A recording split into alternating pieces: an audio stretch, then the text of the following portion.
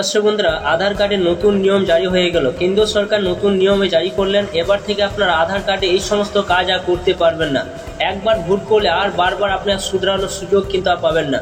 তো চলুন, আপনার অবশ্যই ভিডিওটা সম্পূর্ণ দেখতে থাকুন, কারণ আপনার আধার, আপনার পরিচয় আপনার ভবিষ্যতের সাথে জড়িত রয়েছে। যে নতুন যে আপডেট এসেছে সেখানে বলা হয়েছে যে এখন থেকে আর নিজের খেয়াল খুশির মতো নাম বা জন্ম তারিখের মতো তথ্য বদল করা যাবে না আধার কার্ডে।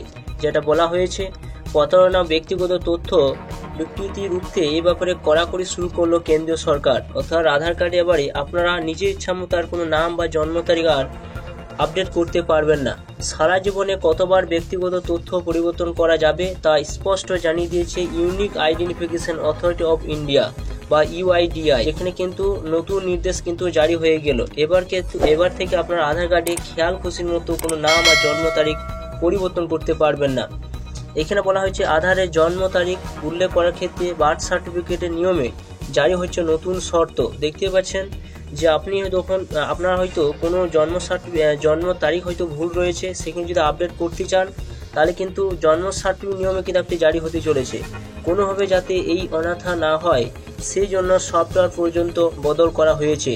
তো দেখতে পাচ্ছেন পরিষ্কারভাবে যেটা বলে দেওয়া হয়েছে যে আধার কর্তৃপক্ষ জানিয়েছে এখন থেকে সাধারণ মানুষ সারা জীবন দুবার মাত্র নিজের নাম বা নামের বানান পরিবর্তন করতে পারবেন। অর্থাৎ আপনার আধার কার্ডে যদি নাম কোনো ভুল থাকে তাহলে কিন্তু আপনি সারা জীবনের মধ্যে দুবারই শুধু আপডেট করতে পারবেন। তো আপনারা বারবার যে জন্য কোনো হয়তো কোনো জন্ম তারিখ হোক বা নাম হোক যদি ভুল হতো, তো বারবার কিন্তু আর আপডেট করতে পারবে না। সেটা সারা জীবনে আপনি মাত্র দুইবার করতে পারবেন, যেটা বলে দেওয়া হয়েছে। তবে এই নিয়মে পদবীর ক্ষেত্রে প্রযোজ্য নয়। জন্ম তারিখ বদল করা যাবে একবারই, যেটা বলা হয়েছে। দেখতে পাচ্ছেন যে জন্ম তারিখ শুধু একবারই আপনি পরিবর্তন করতে পারবেন। দুবার লিঙ্গ পরিবর্তন করতে পারবেন, অর্থাৎ মেল না ফিমেল সেটা শুধু আপনারা দুবার করতে পারবেন সংশ্লিষ্ট ব্যক্তি। তবে এই তালিকায় বাইরে থাকছে মোবাইল নাম্বার, ইমেল এবং ঠিকানা। এই তথ্য যতবার খুশি আপনি বদলানো যাবে। তো দেখতে পাচ্ছেন এখানে মোবাইল নাম্বার, এছাড়া ইমেল, এগুলো আপনার ঠিকানা, এগুলো আপনি যতবার খুশি ততবার আপনি বদল করতে পারবেন। কিন্তু এখানে আপনার জন্ম সালটা এবং নাম, এই পদবি, এগুলো কিন্তু আপনি একবার দুবারই করতে পারবেন, যেটা এখানে বলে দেওয়া হয়েছে। এই তিন তথ্য যতবার খুশি বদলানো যাবে। প্রতিটি আধার পরিষেবা কেন্দ্র বা ডাকঘর সহ অন্যান্য আধার সুবিধা কেন্দ্রে গেলে এই ব্যাপারে বিশদ তথ্য জানা যাবে। অর্থাৎ এর আগে যদি সংশ্লিষ্ট ব্যক্তি নাম বা জন্ম তারিখ পরিবর্তন করে থাকেন তাহলে তা দেখিয়ে দেবে সফটওয়্যার।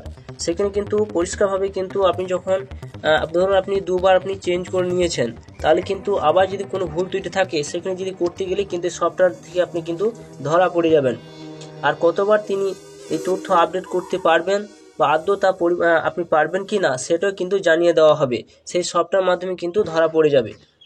এছাড়া বলা হয়েছে ভুয়ো বার্থ সার্টিফিকেট দিয়ে আধার জন্ম তারিখ বদলে প্রতারণা ঘটনা দীর্ঘদিন কিন্তু বেড়ে চলেছে, যেটা দিনের দিন কিন্তু বাড়ছে। সেই সব জালিয়াতি আটকাতে পদক্ষেপ করছে আধার কর্তৃপক্ষ।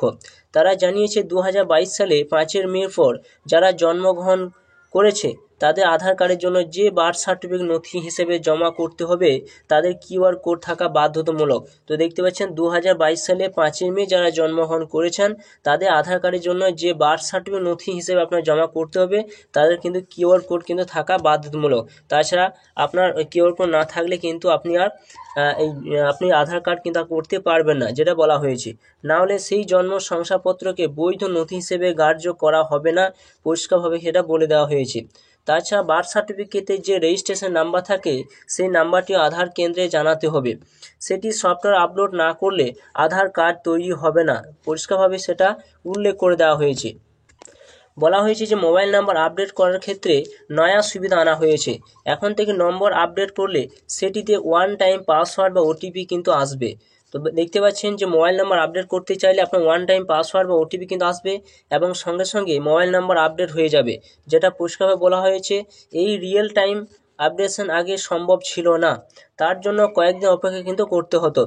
দপ্তরের কর্তাদের একাংশের কথায় নতুন প্রজন্মে আধার ক্ষেত্রে বার্থ সার্টিফিকেট বাধ্যতামূলক, তাই অনেকে কোনোভাবে ডুপ্লিকেট বা ভুয়ো শংসাপত্র জোগাড় করতেন এবং সেই নথি জমা করে আধারের জন্ম তারিখে পরিবর্তন কিন্তু করতেন।